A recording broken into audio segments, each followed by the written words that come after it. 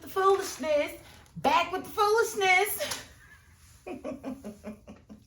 Hey guys, it's your girl Tyra Crush. Back with another review, and this time it is for The Oval on BET. If you haven't already, please hit my subscribe button down at the bottom. Thank you.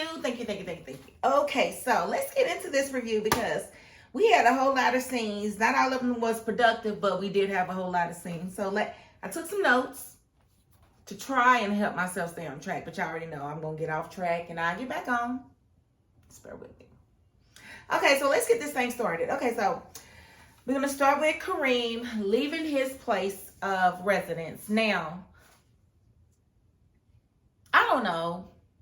It would seem to me your average American would probably, I don't know, call the police if you got a dead man in your bed. First of all, you're not just going to have to get rid of the body. You're going to have to get rid of the bed. Unless you want Barry's blood all in your bed. It just didn't make any sense to me. He just left. Like, dude, if you wasn't there, then you had nothing to fear. But his fear is he showed Dale that gun. Dale went home. Dale came to work. He went home. And then the body was in there. So I don't understand how it happened. But you can tell that the body was planted there. That's why I would have called the police. And I mean, and honestly, it's got Cal's name written all over it because Cal is the same one that killed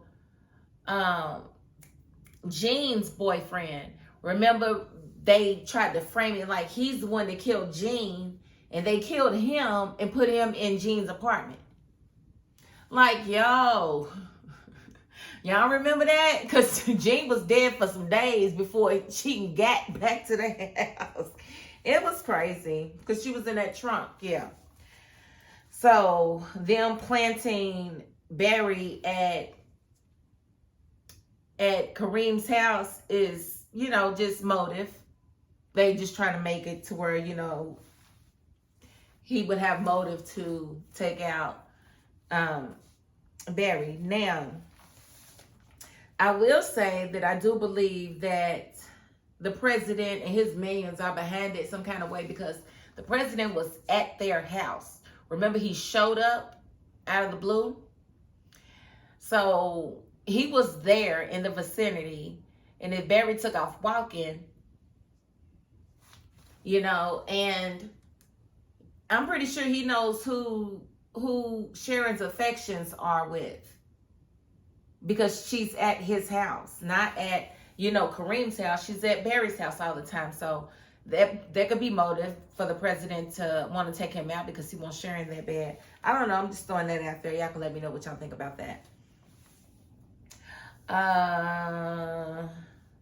And then we're going to talk about Hunter gloating to Donald and Victoria because he knows that Jason is alive and that they messed it up. And, he walks off gloating. And it was just kind of like, But what really got me was when Victoria and Donald got to talking. Because Donald was like, I took care of everything. She said, shut up. Don't you just love it when the evil people turn on each other? I do. I think it's wonderful. Okay, Alan and Jason.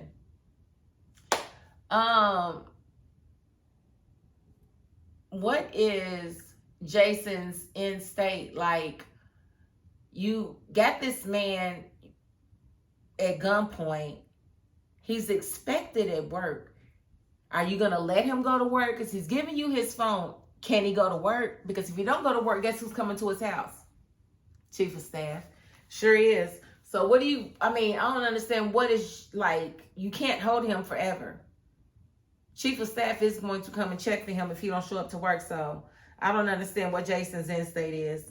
And honestly, I feel like as soon as Alan gets to work, he needs to tell somebody where Jason is. Because I personally don't care what happens to Jason because Jason is a piece of crap. And then, Alan gonna offer him a drink And he gonna say, I'm underage, I don't want to get in trouble. Oh, so rape and murder, just fine, right? Breaking and entering, just fine, right? You know, dude, it's just like, you did everything, you know, above drinking underage, and you scared to drink underage. I said, and that was just a dumb line. Like, I don't believe he's even more crazy. I just believe that was a dumb line, Tyler. I didn't fall for it. Sorry.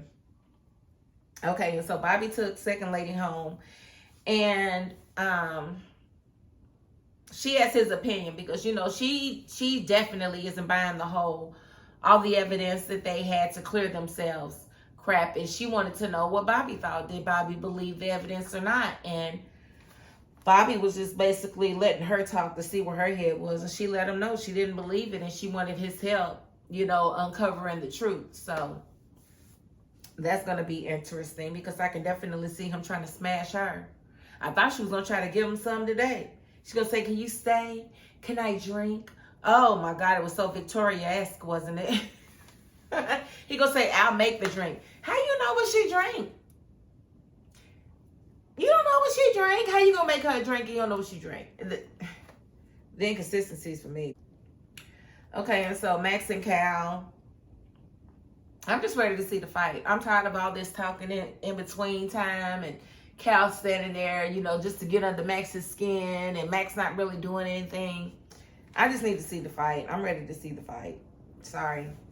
Let me see. We have Donald and Cal and their little lover squirrel, you know, because he's basically telling Cal that Jason is still alive and he needs to find him. So, he, you know, their little lover squirrel I thought was funny, but, you know, he's trying to explain to Cal that Jason is alive and he's out there somewhere.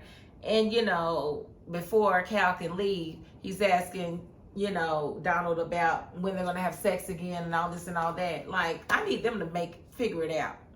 One minute they ain't looking at each other. The next minute they are. The next minute they are not. The next minute, you know, Cal is in his feelings and won't talk to Donald. Now Donald needs to give him penis. Listen, I don't understand. I don't understand. He immediately thought Sam when he found out Jason was still alive. He said because of all the sneaking and snooping around that he's been doing. What about what you've been doing? You've been sneaking and snooping too? Maybe you moved Jason. I don't know. What's really going on? But I just thought it was pretty convenient that he got right on Sam. And when Sam, you know, got the call from David and David told him, you know, he got away, he stabbed me, and he drugged me and stabbed me. Now, first of all, how the heck did you get drugged and stabbed and wake up and be just fine? You should have bled out. You should have bled out, David. Like, really, what's going on? Like, I don't understand that. Like, and you're just talking like it's regular. No, it's not regular. How? Sway, how? You know, I just thought that was kind of strange. And you know, Sam was in the, I guess the hub, the security hub. And when he was talking to David and when he got off the phone, he was summoned by the first lady. And he had to leave. And as he left, Cal walked in and made the other guy go to the server and pull to see what Sam was looking. And mind you, Cal forced dude to do it. Dude didn't want to do it. He's like, look, he's like, do it. Do it. I can't. I said, if Cal could be any more obnoxious, I would be surprised. Because I think he is the most obnoxious of any character in Tyler Perry's history. Any character. Yeah, I believe that. Okay, then we see Donald finally sent Lily a doctor. A kook, but he sent her a doctor. Well, almost a doctor. He wasn't a medical doctor for people or anything. He was a vet, but he was a dislicensed vet. So he didn't have a license to even do that. And that's who Donald decided was good enough to come and check on Lily. And Lily was sitting there. He, you know, basically the vet was like, I don't want to take the bandage off. Too much blood, I'll get queasy. And I'm like, what kind of doctor are you that you don't like to see blood? But whatever. So she takes the bandage off. Why wasn't it any blood on the bandage? You got a bullet wound and you can still see that the wound is wet. But there was no blood on the bandage. The bandage was brand new in true Tyler Perry fashion. You know what it was? I tell you what it was. They took a piece of jelly and put it on her arm and put a piece of tape on it, right? And then they just had the bandage over top of it. And since the tape was over top of it, you couldn't even see it. You know, it wasn't gonna touch the bandage. But they could at least took some lipstick or something and put on the bandage. I don't know. It just be the little stuff like that just get me, okay? So now she's talking about, so she sent the vet on. She was like, you just need to walk on out of here. And she said she was going to the hospital. How you gonna go to the hospital, Lily? How you gonna go to the hospital, Lily? First of all, you don't have no car. Your car blew up, remember? Second of all, the Secret Service ain't gonna let you leave.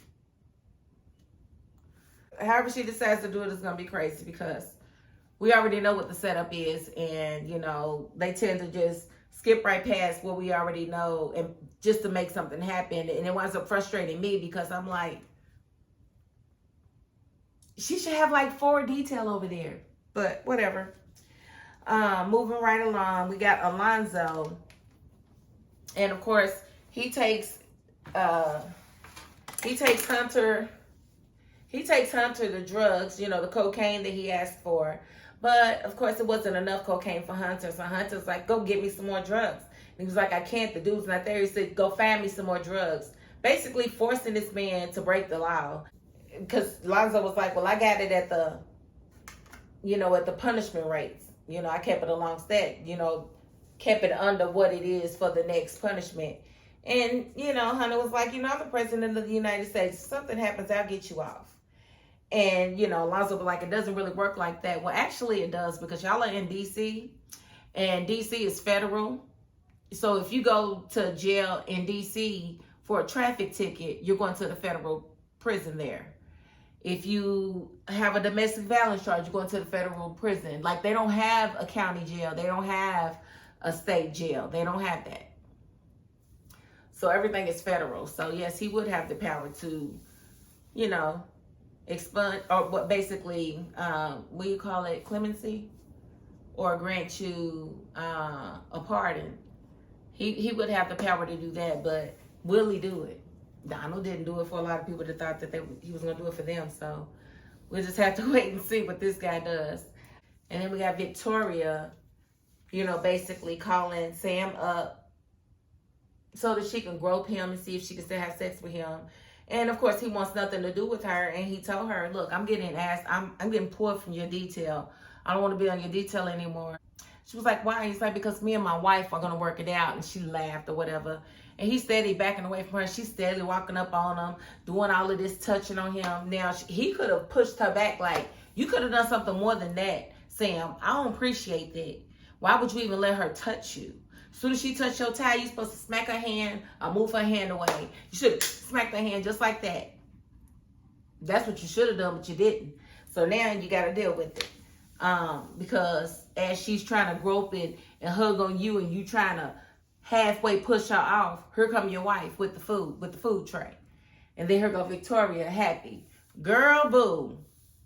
Now all of a sudden you want her to come in and bring you your food and your drink, but 5 minutes ago you didn't trust her. You called her a being, you said you didn't trust her. So, you know, it's just all over the place, that little situation. So I'll be glad when Sam and Priscilla really start working together, because it's getting kind of old and played out. And I'm sick of Victoria. In fact, I wouldn't mind Priscilla taking Victoria down to the gym and then them fighting after or before Max and Cal fight. I want to see that fight. Don't y'all want to see that fight? Only because Victoria always messing with her. When Priscilla trying to be the bigger person and, you know, not let things get to her, here come Victoria, put it on extra thick. Like, why are you so upset? I would never give your husband the pleasure of having me. So there can be more than one brown girl in the White House at a time. You can calm down, you know. So it's about to get interesting again. The previews. I'm not even gonna go to the previews. We're just gonna wait and see what actually happens, because they be showing previews and then it don't even happen the next week. So I'm gonna leave it right there. All right. So again, if you haven't already, please hit my subscribe button down at the bottom. Okay, guys, the contest is totally off. I did put 3 winners on Saturday's video, and none of them reached me by midnight last night. So those prizes just stay in the pool, and I'll do another drawing in a week or two. And this time I'm going to pull from everybody instead of picking the MVPs, because I wanted to get the MVPs are those who was not only subscribed, but actually watched, actually commented, engaged on the page. So you too can be a VIP. You too can be a VIP. All you got to do is, engage. And I'll see ya. I'll see ya. All right. So again, I do thank you all for rocking with me into 2023. And this is going to be our year, okay? All right. That is my $5.02. Peace.